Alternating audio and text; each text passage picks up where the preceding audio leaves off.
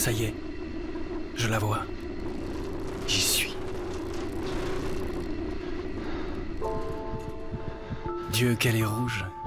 Celle qui fait rêver les hommes depuis qu'ils contemplent les étoiles. Oui, ça y est. Dans une minute, je vais fouler le sol de la planète Mars.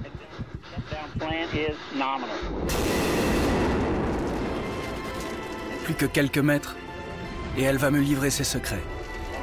Celui de l'eau, celui de la vie, et peut-être surtout, celui de l'origine de l'homme.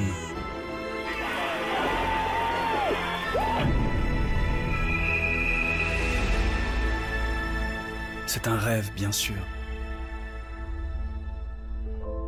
C'est mon rêve. Mais il deviendra réalité. Un jour, des astronautes iront sur Mars.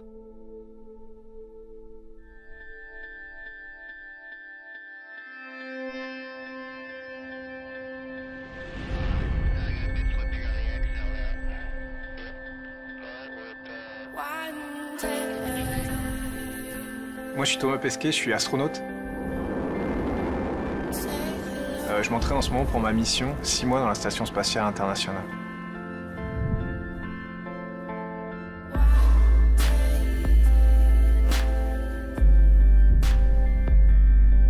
Les conquêtes spatiales de demain, je pense que c'est super important et que ça concerne tout le monde.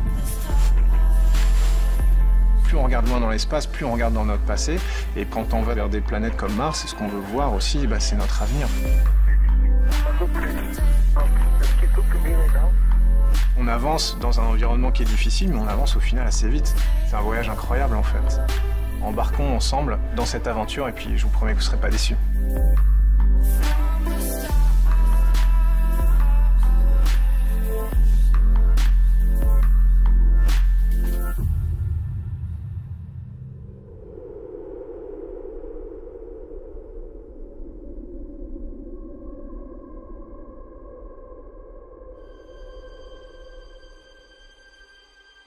Quand on est astronaute, la planète Mars, c'est le Graal. Mars, ça me fait rêver, ça me fait rêver moi, ça fait rêver mes collègues aussi.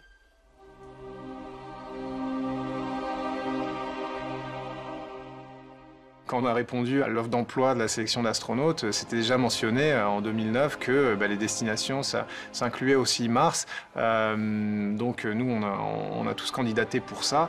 On a ce côté explorateur. Moi, je le vois dans les profils de mes collègues. C'est des gens qui ont travaillé en Antarctique, sur des volcans. Donc on a tous ce côté un peu voyageur, un peu explorateur. Avant de fasciner les explorateurs de l'espace, celle qui luit dans la nuit comme un rubis a intrigué les premiers astronomes, grecs puis romains. Ils virent dans sa couleur rouge la marque du sang, et puisque le sang c'est la guerre, ils la placèrent sous les auspices du dieu des combats, Mars. Puis très vite, la planète où coulait le sang et la mort fut mise en regard avec la planète où coule l'eau et la vie. Mars, c'est la sœur jumelle de la Terre. Il y a ce côté que moi j'aime bien, qui est vraiment le parallèle, la planète bleue, la planète rouge. On dit parfois que Mars est la sœur jumelle de la Terre, on dit parfois que c'est Vénus. Tout dépend des critères. Voilà. Si vous prenez les critères de taille, c'est Vénus. Si vous prenez les critères de l'histoire, Mars est, notamment il y a 4 milliards d'années, Mars probablement devait peut-être ressembler étonnamment à la Terre. La vie apparaissait sur la Terre, la vie apparaissait sur Mars. Enfin, c'est ce qu'on peut penser. Moi, j'y crois à la vie sur Mars. Alors, la vie sur Mars, c'est un débat qui fascine toujours les gens parce qu'on aime bien imaginer la vie ailleurs. Ça, c'est une grande question. Et puis, on voit bien que ces questions-là sont importantes pour tout le monde. Ce qu'il faut savoir, c'est que Mars est l'objet dans l'univers le plus accessible mécaniquement par nos sondes, où la question de la vie dans l'univers se pose. C'est là où la réponse sera la plus facile à trouver si on la trouve.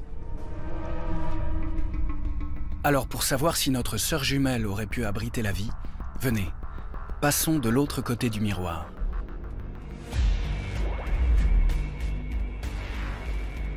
Cosmodrome de Baïkonour, au Kazakhstan. Elle est enfin arrivée. C'est une sonde qui s'appelle ExoMars.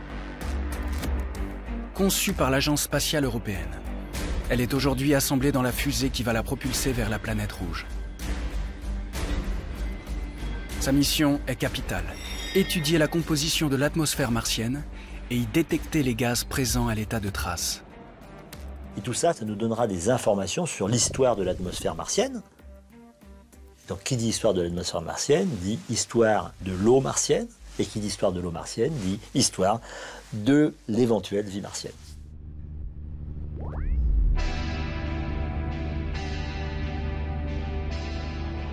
Pour l'heure, encore faut-il que la sonde atteigne la planète rouge. Et pour cela, la fusée Proton va lui donner un sérieux coup de pouce.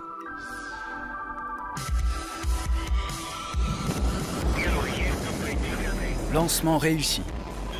Mais pour les ingénieurs de l'Agence spatiale européenne, rien n'est encore joué.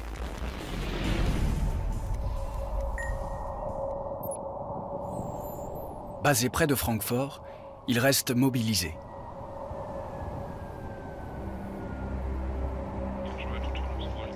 10 heures après le lancement de la sonde, pour eux, tout commence. Car pour le moment, ExoMars dépend encore de la fusée. C'est un jouet fragile qui va devoir prendre son autonomie et suivre la bonne trajectoire. Mais y parviendra-t-il ?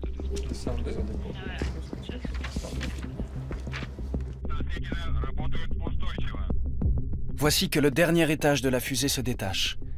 ExoMars est livré à lui-même. Les ingénieurs attendent de sa part un signe de vie. We are just waiting for the first telemetry to come in. As soon as the decoding, oh, the signal is better. Yes, yes, yes.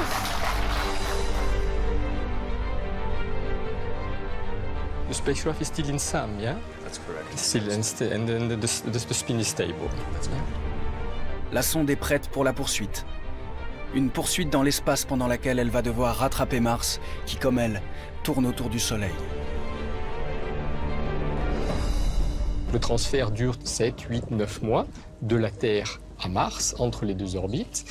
Et la distance que va parcourir ExoMars par rapport au Soleil sera d'environ 500 millions de kilomètres.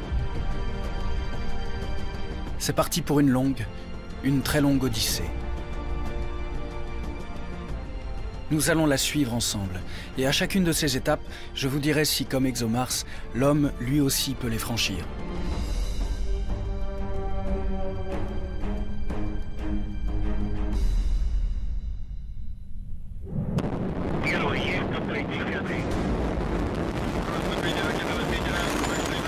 Avec cette toute première question, pourquoi un robot part-il aujourd'hui vers la planète rouge et pas un homme ? Actuellement, on envoie des robots parce que c'est à peu près la seule chose qu'on sait envoyer, parce qu'on n'a pas besoin de les rapporter. Déjà, le premier point, c'est que le robot, c'est un voyage aller simple. Bon. La deuxième chose, c'est qu'actuellement, on ne sait pas envoyer des hommes sur Mars.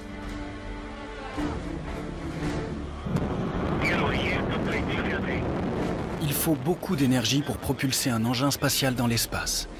Et plus le chargement est conséquent, plus l'énergie et donc la fusée doivent être puissantes. Or, l'homme est très lourd. La fusée doit emmener pour lui carburant, eau, matériel, oxygène, nourriture. Le problème de la mission habitée par rapport à une mission robotique, c'est la masse à envoyer. En fait, il faut envoyer une masse de l'ordre de 30 ou 40 tonnes vers Mars, alors qu'aujourd'hui, on envoie plutôt 2 tonnes. Donc il faut une fusée de grande taille, ce qu'on appelle un lanceur lourd, pour faire ce genre de mission. C'est ce que les Américains sont en train de développer avec le lanceur SLS qui doit voler dans quelques années. Un des moteurs du futur, SLS, vient d'être testé au sol par la NASA.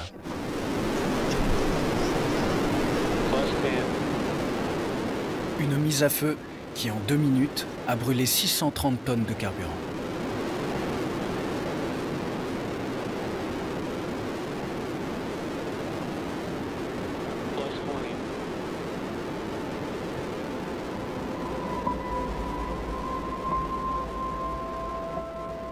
Le test a été concluant.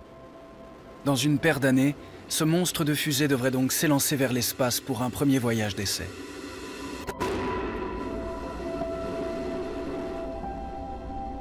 Mais malgré sa puissance, et avant de pouvoir songer à une mission habitée vers Mars, il faudra trouver des solutions pour diminuer la masse à envoyer vers la planète rouge. Sur le poids des matériaux, on va peut-être utiliser par exemple des habitats gonflables, des éléments gonflables. Il y a cette année un module gonflable qui va rejoindre la Station orbitale internationale. Un module gonflable, donc léger. It has no power inside, no lighting, so anytime the astronauts will be going in, again, 3 to 4 times a year for several hours to collect various sensors that are taking temperature data, radiation data. Les radiations.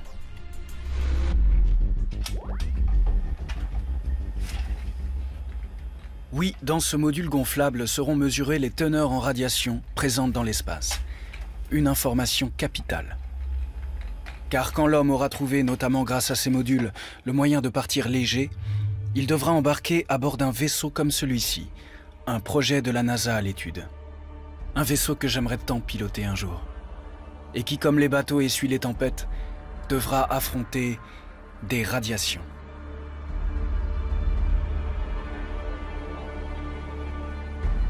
Des radiations nocives autant pour nous, astronautes, que pour les robots, même si pour eux, il ne s'agit pas d'une question de vie ou de mort.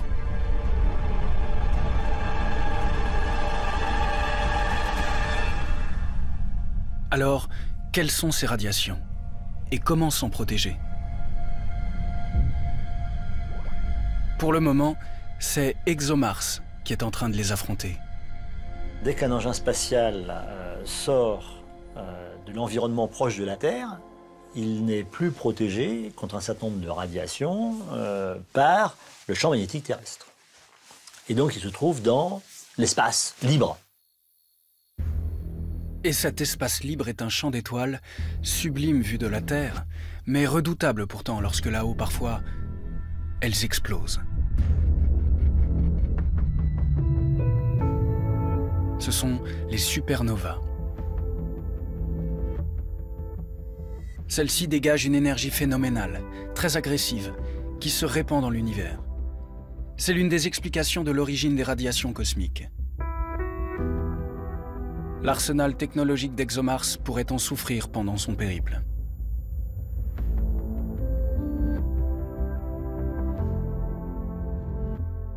C'est pour ça qu'il y a des protections autour des thermiques et des protections autour des engins, mais ça peut quand même heurter, ça peut quand même user l'électronique. Et donc ça pourrait mettre en panne un certain nombre de produits. Face à cela, nous les astronautes seront encore bien sûr plus fragiles que les robots. Ces particules à haute énergie, le principal problème, c'est qu'elles recombinent l'ADN, donc elles créent des accidents génétiques cellulaires qui peuvent conduire à des aberrations et à des maladies.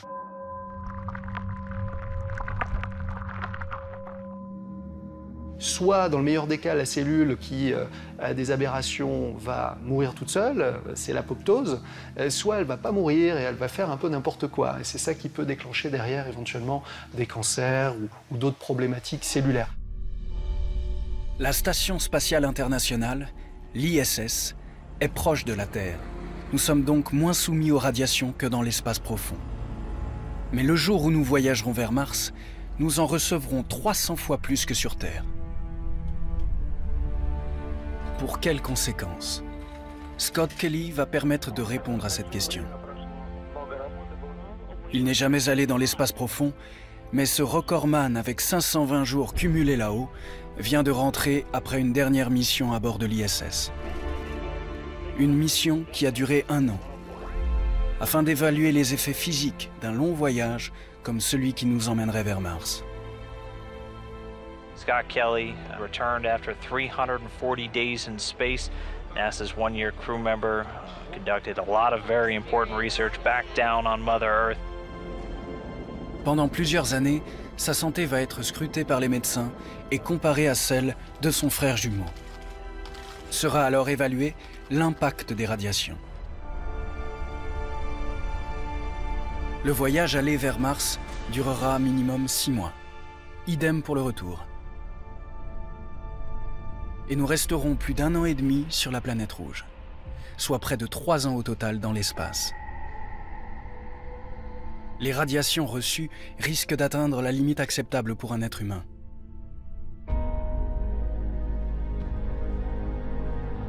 Un autre danger a les mêmes effets dévastateurs sur les cellules de l'homme.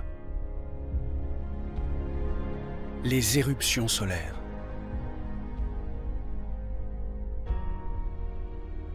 Elles durent parfois quelques heures et dégagent une quantité gigantesque de particules énergétiques qui inondent l'espace. Pendant son voyage vers Mars, un équipage pourrait être tué en quelques minutes. Mais cette fois-ci, il y a moyen de s'en prémunir. Contre les rayonnements solaires, il faut pouvoir se protéger quand il y a une éruption en se plaçant dans une espèce de zone blindée qui sera entourée par exemple d'eau. Il suffit de 15 ou 20 cm d'eau pour que l'éruption solaire soit acceptable. Si robots et hommes souffrent du Soleil, les planètes aussi. C'est le drame de Mars. Un drame qu'il faut connaître pour comprendre pourquoi cette planète, qui me fait tant rêver, est un monde hostile. Un monde qu'il ne nous sera pas facile de conquérir.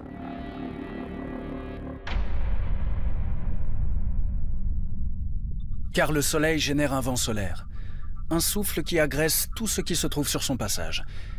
Une planète en est protégée, la Terre. La Terre est protégée par un bouclier. Un bouclier s'appelle son champ magnétique qui va la protéger du vent du Soleil. Le Soleil souffle un vent de particules, des protons, des héliums, enfin l'hydrogène, de l'hélium, et puis qui vient arracher éventuellement les atmosphères. Mais nous, on est derrière un bouclier magnétique. Ces aurores boréales que je contemple depuis l'ISS résultent de ce phénomène. Le bouclier magnétique détourne jusque vers les pôles le vent solaire. Celui-ci rencontre alors l'atmosphère et cette rencontre provoque ce spectacle lumineux. L'atmosphère, c'est cette mince pellicule dorée protégée elle aussi par le champ magnétique. Un champ magnétique qui résulte des mouvements au sein du noyau de la Terre.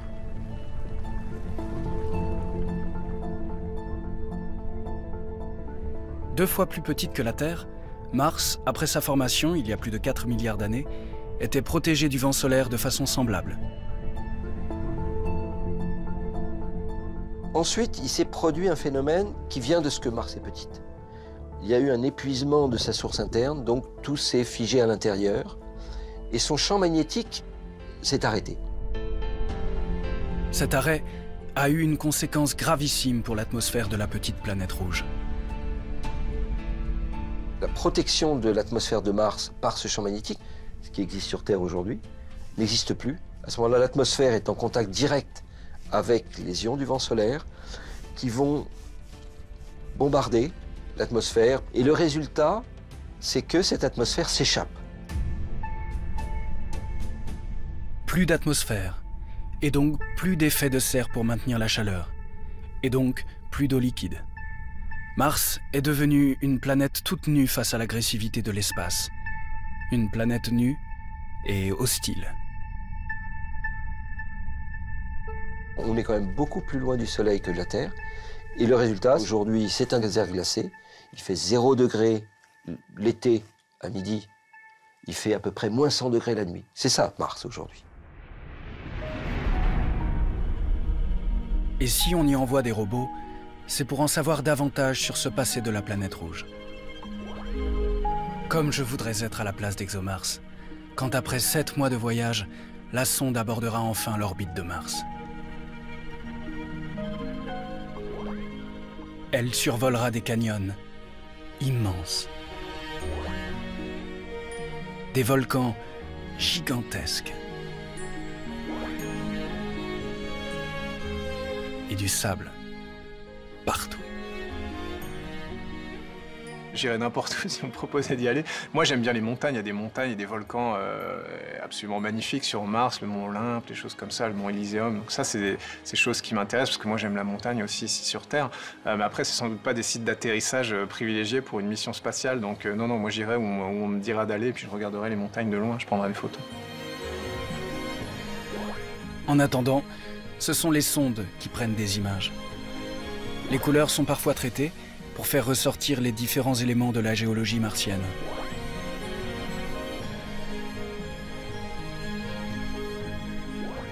Voici la calotte polaire. Elle, je l'aime tout particulièrement. Sa glace a enflammé les imaginaires. Et ce sont eux qui ont alimenté le désir de conquérir Mars.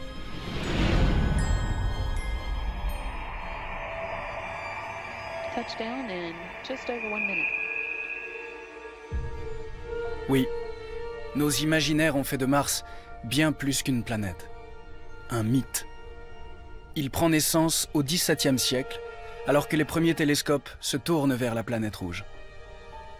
Et là, que découvrent les astronomes?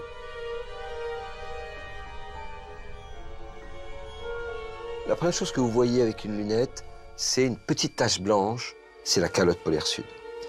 Et donc, une calotte polaire, c'est de la glace. Si c'est de la glace, c'est de la glace d'eau. Et s'il y a de l'eau, il y a probablement de la vie. Voilà, donc le mythe vient de cette petite observation. En associant les calottes de Mars à la vie, les imaginaires de l'époque ont donc inventé les Martiens. Suivront des observations plus pointues, dont celle du grand astronome Schiaparelli, lequel nourrira abondamment la force du mythe. Schiaparelli a, par je ne sais quel miracle, détecté des canaux, des traces à travers son observation visuelle avec un télescope de Mars. Et il a fait un schéma des canaux martiens et il a expliqué que c'était fait pour ramener l'eau des pôles vers l'équateur. Et dans son esprit, dans l'esprit de pas mal de gens, Mars était habité par des Martiens qui faisaient des canaux. Les astronomes les plus connus de l'époque, dont Camille Flammarion, se rallieront à cette cause, et c'est à peine si l'on entendra la voix de ses détracteurs. La photo n'existait pas. Toutes les observations se faisaient à l'œil et au dessin. C'est-à-dire vous observez, vous dessinez. Vous observez, vous dessinez. Le problème, c'est que vous avez de la turbulence atmosphérique. Et donc les observations extrêmement fines se passent sur des durées de temps de l'ordre de quelques secondes. Ça veut dire que dans la même équipe, sur le même observatoire, dans la même pièce, certains étaient convaincus d'avoir vu des canaux, d'autres disaient « moi j'en vois pas ». Et donc tout ça a duré une 50aine d'années. Les progrès scientifiques balayeront l'existence des canaux, mais le mythe restera ancré dans les imaginaires. La Lune, c'est trop près. Je préfère partir dans Mars, si possible. Mais c'est loin, Mars, quand même. Et j'espère qu'il y a des êtres humains qui vivent dans ces lieux avec beaucoup plus d'intelligence que la planète de la Terre. Il faut en avoir le cœur net. Lancée en 1964, Mariner est la première sonde américaine à destination de Mars. Personne ne sait encore à quoi ressemble vraiment la planète rouge.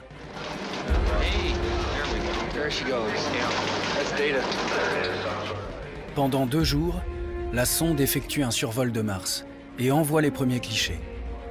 Mais ce succès incroyable est presque occulté par l'immense déception qui l'accompagne. Les premières images sont noir et blanc, faible qualité, et là on se dit, bon, c'est pas intéressant, ça ressemble à la Lune. Mais le mythe perdure. La mission américaine Viking est lancée pour aller chercher des traces de vie martienne. Et dans la moisson de photos que la sonde envoie de la planète rouge, le mythe a encore une fois réussi à se glisser.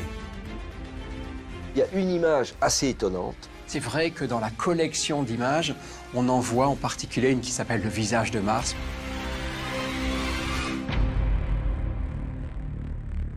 On voit une forme de visage, de face, avec 2 yeux, un nez, une bouche et une forme. Et donc c'est devenu un fantasme pour beaucoup de gens. Ils ont dit voilà, c'est une construction, c'est un signe. Elle intriguait énormément. Et la NASA a subi des pressions très longtemps après, jusque dans les années 90, en demandant que la NASA refotographie le même visage pour confirmer que c'était bien un visage. Une sonde retrouvera l'emplacement du visage. Mais le jeu d'ombre et de lumière ce jour-là n'est plus le même. Et là, on voit une malheureuse colline qui fait 1,2 km de long. Évidemment, c'est bien une montagne, ça ne ressemble pas du tout à un visage. Comme sur Terre, quand vous regardez des nuages et vous y lisez votre propre histoire, j'imagine, eh ben on a lu l'histoire de l'homme dans ce visage. Parti d'une simple calotte polaire, l'homme a donc construit sur Mars le rêve d'un autre lui-même.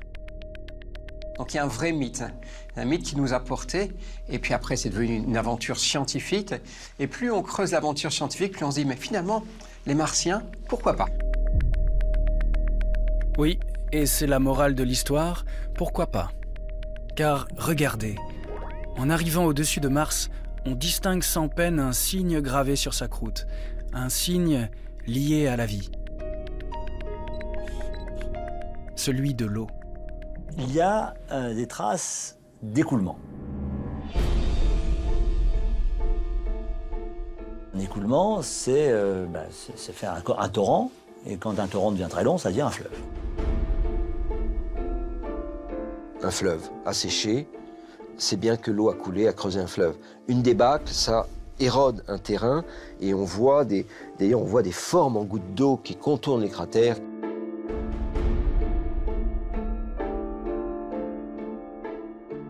Mais quand vous voyez une formation morphologique, où vous voyez, ah, ça a coulé, puis là, ça a tourné, puis là, ça a tourné, ça fait un méandre, puis là, ça fait un delta. On vous dit, bah oui, bah de l'eau a coulé.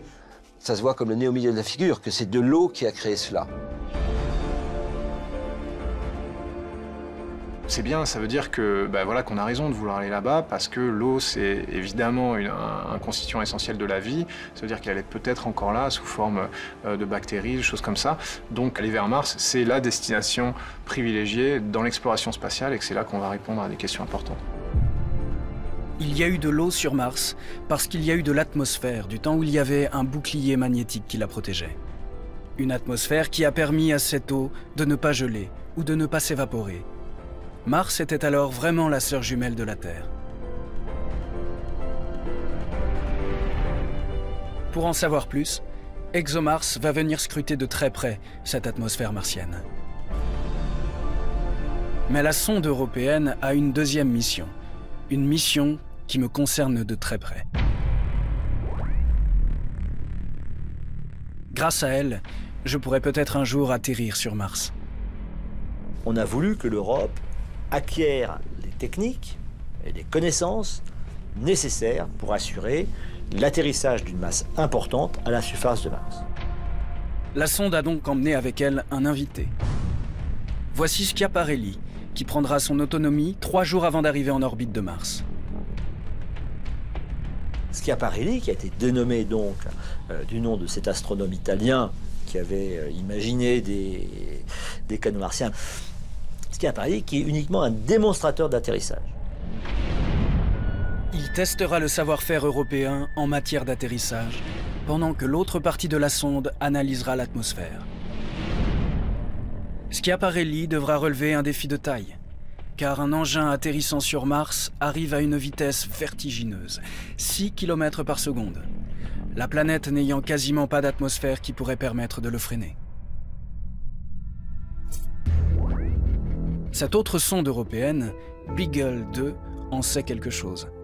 Elle est arrivée sur Mars, ça oui, ici précisément, mais... Malheureusement, maintenant on le sait puisqu'on l'a retrouvé, il ne s'est pas entièrement déployé, et donc on a atterri, mais on ne sait pas comment, et on ne sait pas à quelle vitesse. Sa carcasse illustre le fait que personne, pour le moment, n'a très envie de prendre le risque de faire atterrir des hommes sur la planète rouge.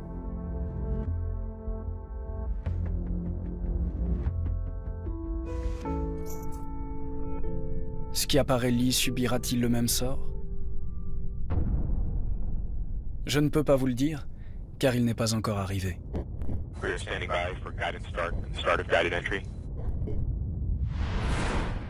Mais voici un autre de ses prédécesseurs, américain celui-là. Il s'appelle Curiosity. Cette mission de la NASA a imaginé pour l'atterrissage de la sonde une technique totalement innovante, du jamais vu, du jamais testé. L'engin à faire atterrir pèse 1 tonne. On n'a jamais pu poser quelque chose d'aussi lourd sur Mars. L'atterrissage est un cauchemar parce qu'on pense qu'on n'a jamais fait quelque chose d'aussi compliqué. On les a appelés les 7 minutes de terreur. We've lost towing on Earth at this time. This is expected. We're continuing on out of the country. Parachute deploy. Parachute. We are decelerating.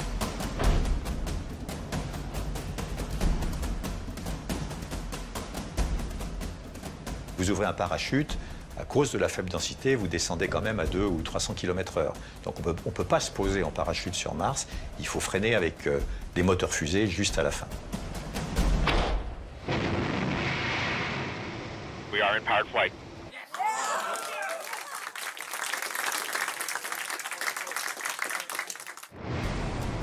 At an altitude of 6.5 kilometers descending.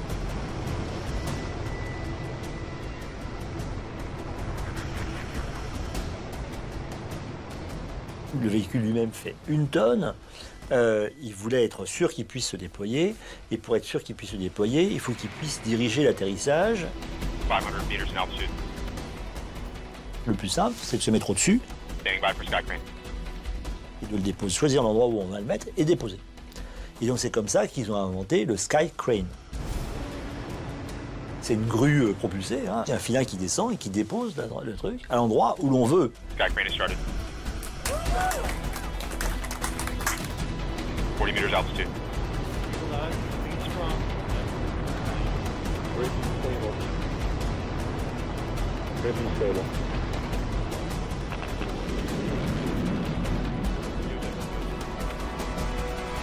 Touchdown confirmed. We're safe on Mars.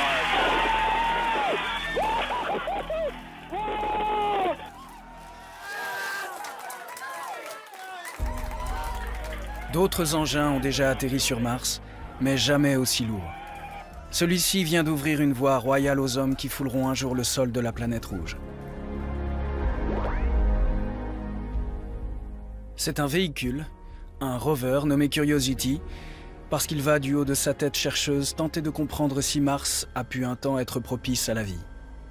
Déjà, il se déploie.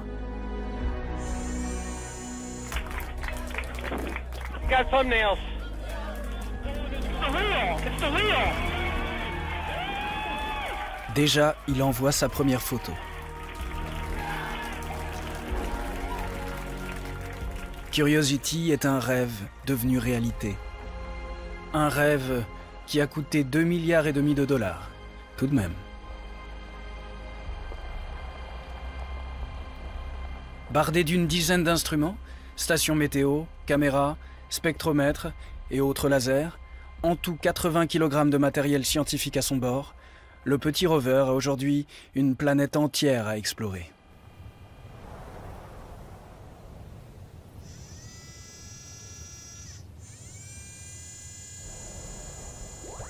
Mais y a-t-il quelque chose qu'il puisse trouver au milieu de toute cette rouille, sur ce sol rouge d'avoir été oxydé, altéré par les rayonnements cosmiques et solaires?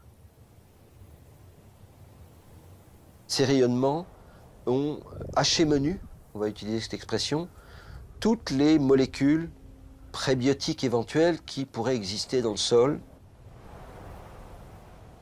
Quand je dis haché menu, ça veut dire que ces molécules ont été détruites et finalement s'oxydent, ça fait du CO2, le CO2 s'échappe. Les molécules prébiotiques sont les premières briques nécessaires à l'émergence de la vie.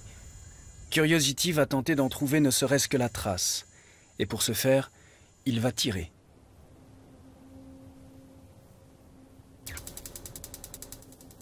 On est des petits tueurs à notre façon. Dès qu'on voit un caillou, on aime bien tirer dessus pour savoir de quoi il est fait. Celui-là est fait de tant de magnésium, tant de calcium ou bien tant de fer. Et donc on va commencer à tirer. À distance, et jusqu'à 7 mètres. Le laser de Curiosity est capable d'analyser instantanément la composition du sol et des roches. Ce laser s'appelle ChemCam. C'est un outil franco-américain.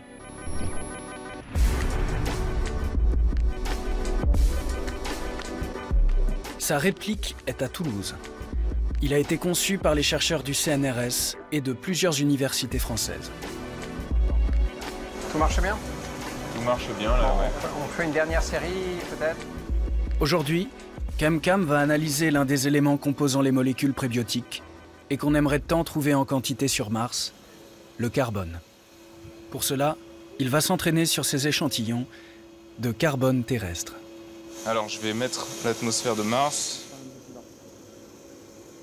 Cette atmosphère est reproduite pour que ChemCam ait toutes les données chimiques de l'environnement martien, afin que ses analyses soient les plus fidèles possibles. Il va ensuite tirer sur ces différents échantillons. Regardez, on le voit, là il est en train de tirer. Là, on descend sur Mars. La chaleur du laser sur les échantillons transforme des particules microscopiques qui vont ensuite être analysées. Voilà, on obtient les spectres. Là, il y a des raies de carbone par ici, celle-là.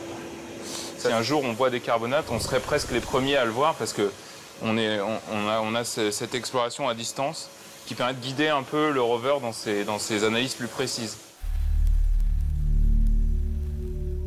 ChemCam a désormais toutes les données pour que le rover soit capable un jour de reconnaître sur Mars ces carbonates, peut-être corrélés à la vie. Mais en trouvera-t-il ?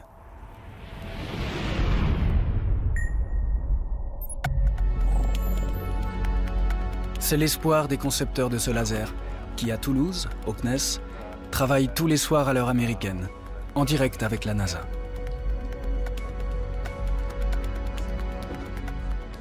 Ici, nuit après nuit, et avec les Américains, on programme les déplacements de Curiosity en fonction des roches qu'on aimerait le voir analyser.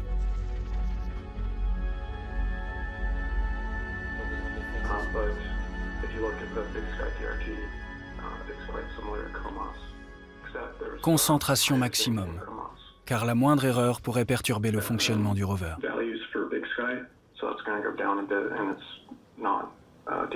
On vient de terminer l'étude des dunes de Mars, qui était une grande première. Et là, on vient de monter sur un plateau qui est assez étonnant par la diversité de ce qu'on y voit.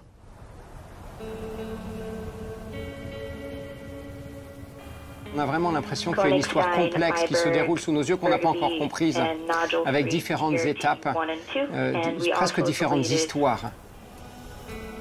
Des histoires aux apparences parfois trompeuses. C'est ce que va démontrer la foreuse de Curiosity, perchée au bout de son bras robotique. Elle va faire des trous dans ce sol oxydé par les rayonnements et donc, en principe, incapable de préserver la vie. En forant, Curiosity va mettre au jour une nouvelle perspective. Quand il a fait ses forages, il a démontré que le milieu, c'est pas cette couleur rouille. Curiosity, qui en forant, elle a sorti de la poudre et nous on est étonnés, dans la salle de commande, on voit la poudre qui sort, elle était toute grise. Cette poudre grise recueillie quelques centimètres sous la surface est analysée dans le laboratoire interne du rover. Les chercheurs constatent alors que, contrairement au sol en surface, elle n'est pas oxydée. Curiosity a montré ainsi qu'elle pouvait potentiellement préserver la vie.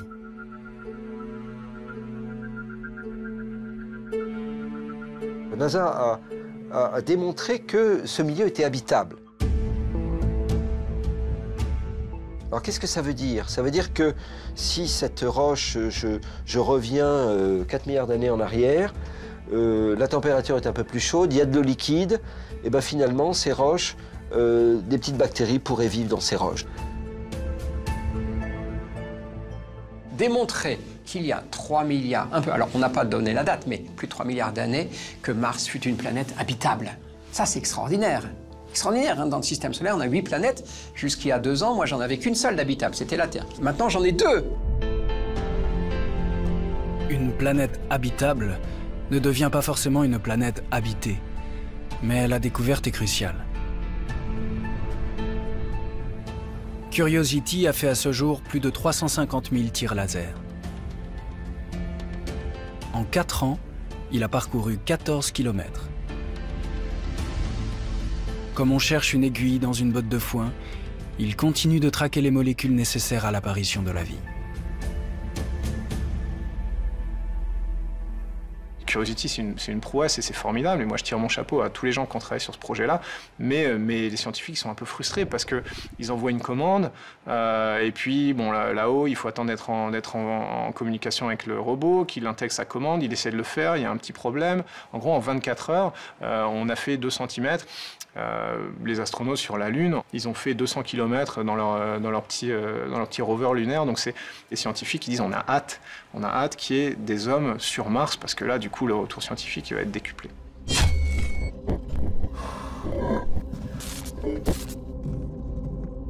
Mais quand les agences spatiales enverront-elles enfin des astronautes sur Mars?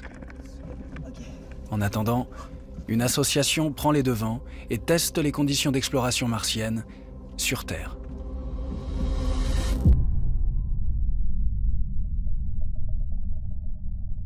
Les traces d'une vie passée sur Mars se trouveront certainement en profondeur, peut-être dans ces cratères effondrés.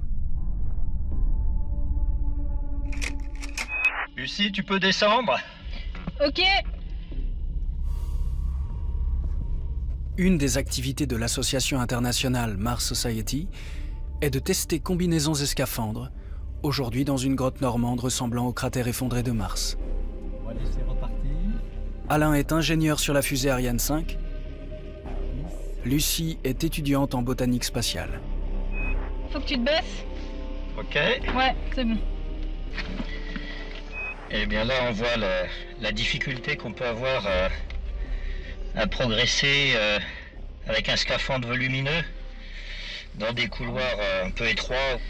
On voit aussi qu'on y passe beaucoup plus d'efforts. Tout devient beaucoup plus difficile. Les questions à se poser après, c'est comment est-ce qu'on peut faire pour optimiser tout ça? Des scaphandres plus adaptés à l'exploration martienne, notamment les tunnels de lave, les grottes, etc. Ces simulations font ensuite l'objet de rapports détaillés, soumis aux agences spatiales afin de nourrir leurs études et leurs réflexions. Mais ce type d'association a un autre objectif. Entretenir un rêve, celui du premier pas de l'homme sur Mars.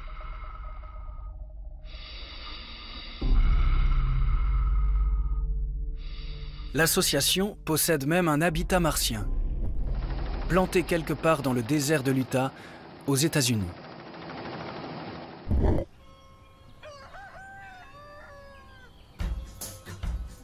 Mais même quand on est passionné par Mars, il faut bien un jour revenir sur Terre. Ils ont vécu ensemble cette expérience dans le désert de l'Utah. Alain, Olivier et Pierre, 2 architectes spécialisés dans le spatial, ont ensuite réfléchi à une base martienne dont la maquette est exposée dès qu'une conférence scientifique évoque la conquête de la planète rouge. La poussière martienne est faite avec de la brique ou de la tuile pilée. C'est ce qui ressemble le mieux à la poussière martienne. Tac. Alors, là, nous avons quelque chose de très important. C'est ce que vous connaissez, puisque c'était votre idée que vous aviez testée dans l'Utah. C'est le ballon.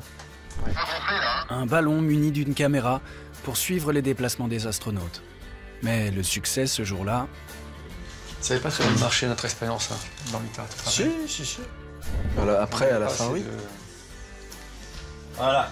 Bon, je crois qu'on a tous les petits bonshommes, là, il me semble. On a construit toute la partie habitat dans une vallée pour 2 raisons principales.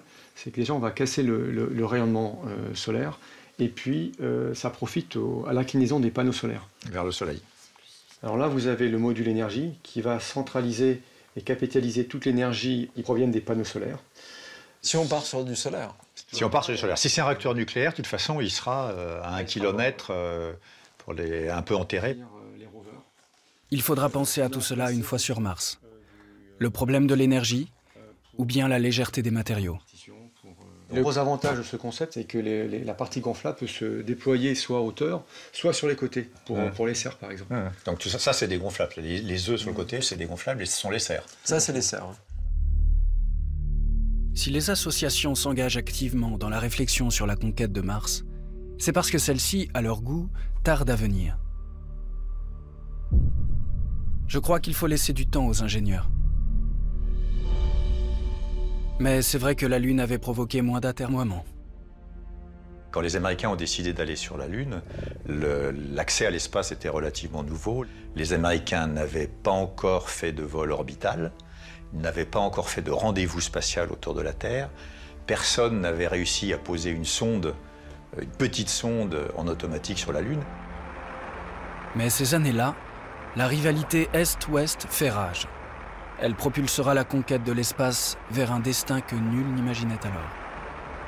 I believe that this nation should commit itself to achieving the goal before this decade is out of landing a man on the moon and returning him safely to the Earth.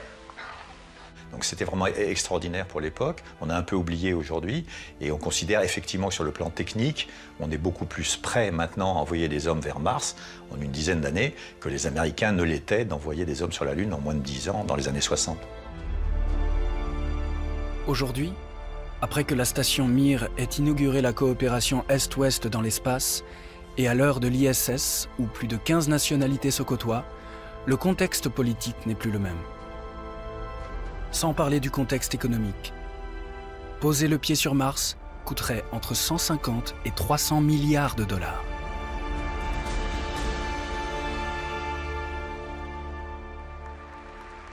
Autant dire que le président Obama n'a pas les moyens de jouer les Kennedy, même s'il tente de lui emboîter le pas. By the mid-2030s, I believe we can send humans to orbit Mars and return them safely to Earth. And a landing on Mars will follow. And I expect to be around to see it. Aux États-Unis donc, l'atterrissage d'un homme sur Mars n'est pas clairement programmé, encore moins dans les autres pays. Il faudra attendre 2040, voire 2050. À moins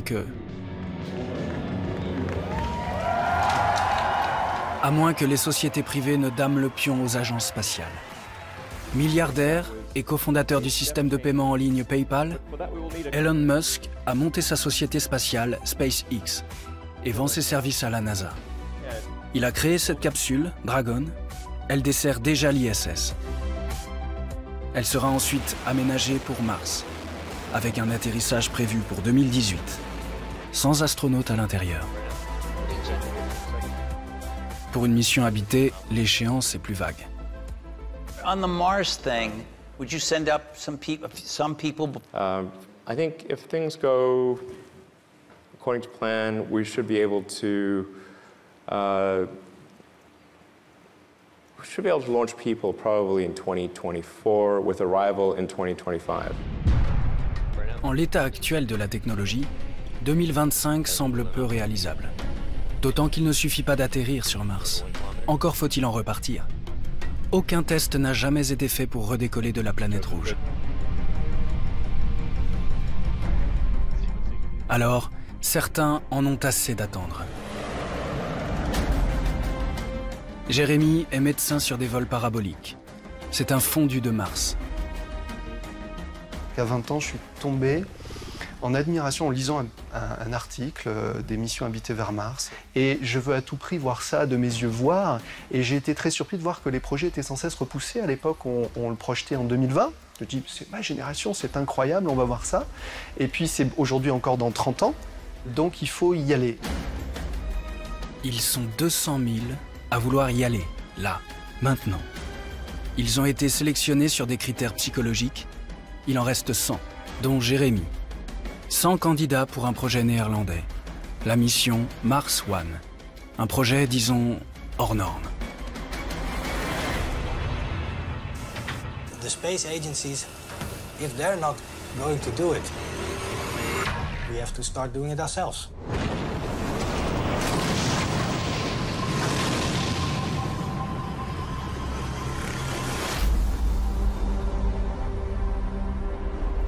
Mars One's mission is one of permanent settlement, a one-way trip. We'll establish the first human settlement on Mars in 2027. Many people have called Mars One a suicide mission, in that we will go somewhere and we will die.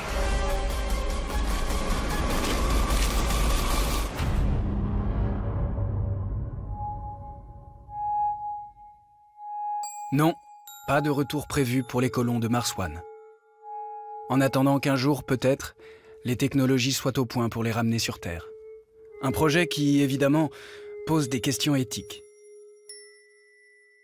L'éthique sociétale, ça pose un problème, parce que si en pleine conscience, une société envoie des êtres humains sur une planète et qui ne reviennent pas, évidemment, ça peut être une problématique d'éthique sociétale qui est difficile à résoudre, mais qui se résout par contre sur l'éthique individuelle. C'est-à-dire que l'éthique individuelle, c'est je me pose des questions, j'ai pleine conscience de ce que je fais, je suis prêt à prendre ce risque parce que ça me dépasse, parce que finalement c'est ma façon de donner de la valeur. Je pense qu'une vie s'inscrit dans quelque chose qui le dépasse et dans quelque chose de collectif.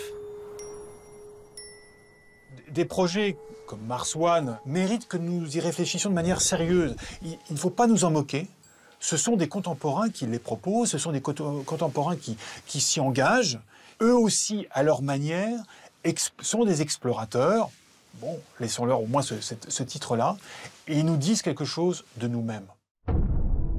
Ils nous disent peut-être leurs doutes sur une société où règne en maître le principe de précaution. Ils sont en tout cas prêts à courir tous les risques, même s'ils ont une famille, comme Jérémy. Comment on peut envisager, en étant père de famille, en étant aimant, en étant très heureux sur Terre, ce type de projet aussi extrême et radical? Alors ça se gère en étant très présent dans sa vie de papa et d'époux. C'est prendre conscience de l'importance de vivre sa vie, de ne pas mettre sa vie entre parenthèses, de vivre son moment présent de façon très très intense. 3, 2, 1. Jérémy n'est pas sûr de partir. Sur les 100 candidats encore en lice, 6 groupes de 4 seront sélectionnés et partiront les uns après les autres.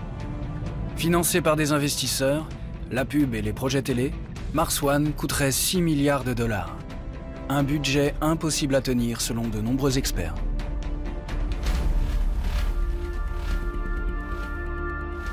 Je refuse d'imaginer cette allée simple sur Mars. L'aller et retour me semble déjà suffisamment problématique. La plus grande inconnue, elle est psychologique. Qu'est-ce qui va se passer dans la tête des gens quand on va perdre de vue la Terre? C'est jamais arrivé. Et puis surtout, on va être tout seul, tout seul, tout seul.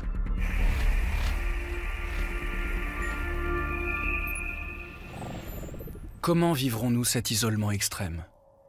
À Hawaï, on tente de cerner le problème.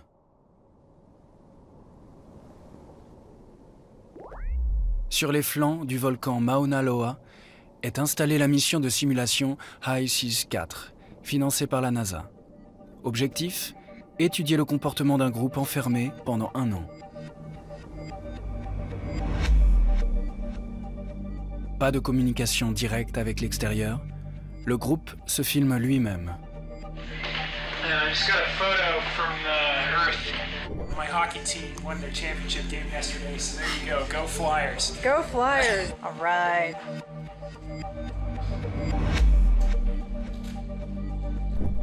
Leurs ressources en eau et en électricité sont limitées, comme elles le seraient sur Mars. Une vie sous cloche pour 3 femmes et 3 hommes. Cyprien est le biologiste de l'équipe. Son rôle, faire pousser des plantes.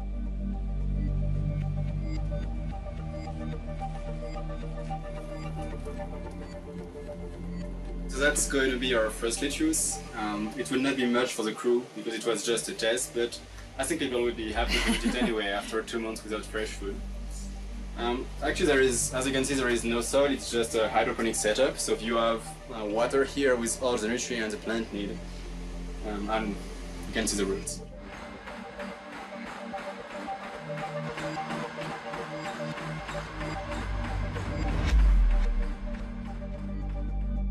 Imaginez habiter avec 5 colocataires.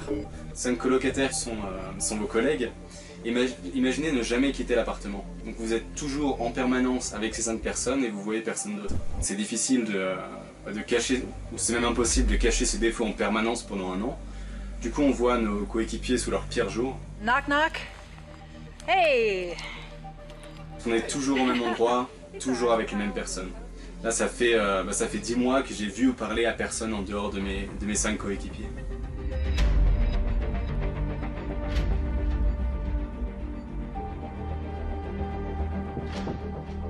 Je pense que le plus difficile ici, c'est le fait de jamais être à l'extérieur. Puisque même quand on sort pour des missions de géologie en dehors du dôme, on a des combinaisons spatiales. Du coup, on sent jamais le vent, le soleil. Tout ce qu'on touche, c'est à travers nos gants. Et tout ce qu'on voit, c'est à travers une visière. Cette mission permettra de déterminer comment évolue sur un an l'humeur des coéquipiers et leur interaction. Mais quels que soient les résultats de cette étude, j'ai une certitude. Nous partirons. Nous partirons sur Mars. Parce que pour moi, partir, c'est le propre de l'homme. Il faut voir que chaque fois que l'homme a été confronté à des mondes différents, il en est résulté des progrès. Quand nos ancêtres ont quitté l'Éthiopie pour se répandre dans le monde, monter vers des pays où il faisait plus froid, où il a fallu inventer le vêtement, il a fallu inventer le feu. Après, l'homme s'est aventuré sur les mers, il a fallu améliorer les vaisseaux, il a fallu inventer la navigation.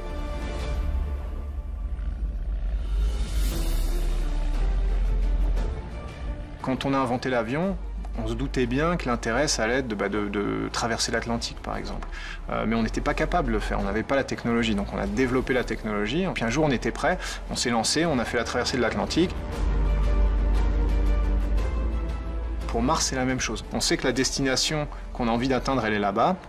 On n'a pas la technologie pour y aller aujourd'hui, mais on va la développer, et puis on va faire notre traversée de la Manche, notre traversée de l'Atlantique. Un jour, on sera prêt. Oui, un jour, on sera prêt. Et à la suite des Magellan, des Christophe Colomb et des Lindbergh, nous ouvrirons ce nouvel horizon.